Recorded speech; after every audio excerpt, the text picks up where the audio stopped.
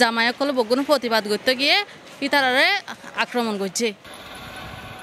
কক্সবাজার সদর উপজেলার চৌপলডন্ডির কালোপকির পাড়ায় ইয়াবা ব্যবসার প্রতিবাদ করায় এক যুবককে ছুরিকাঘাতের অভিযোগ উঠেছে। ডেলপাড়ার নেজামুদ্দিন ও তার বোন জামাই শাহাবুদ্দিন মিলে ছুরিকাঘাতের অভিযোগ করে ভুক্তভোগী পরিবার। আহত সোহেলের দাবি, স্থানীয় কিছু ব্যক্তির ইয়াবা লেনদেনের প্রতিবাদ করায় প্রথমে বাগবিদণ্ডা এবং পরে ধারালো অস্ত্র দিয়ে তাকে আক্রমণ করা হয়।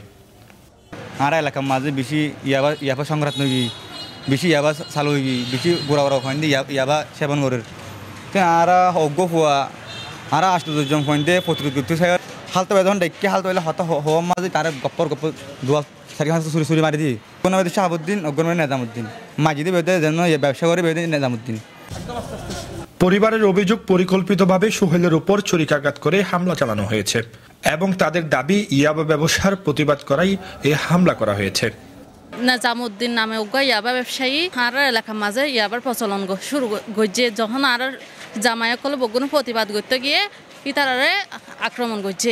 নেজামুদ্দিন, শাহাবুদ্দিন এবার ডাকিয়ানি আর বাইরে হতা হওয়া অবস্থায় এবার ফিজত আয়ের নাজাম, এবার আলা গুড়ি ব্যবসায়ী নাজাম ৪ মাস ছুরি মারি দিয়ে।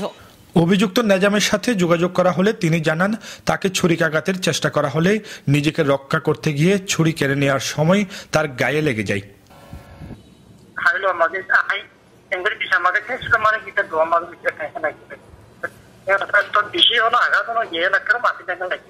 এ বিষয়ে কক্সবাজার সদর মডেল থানায় লিখিত অভিযোগ দায়ের করেছে ভুক্তভোগী পরিবার।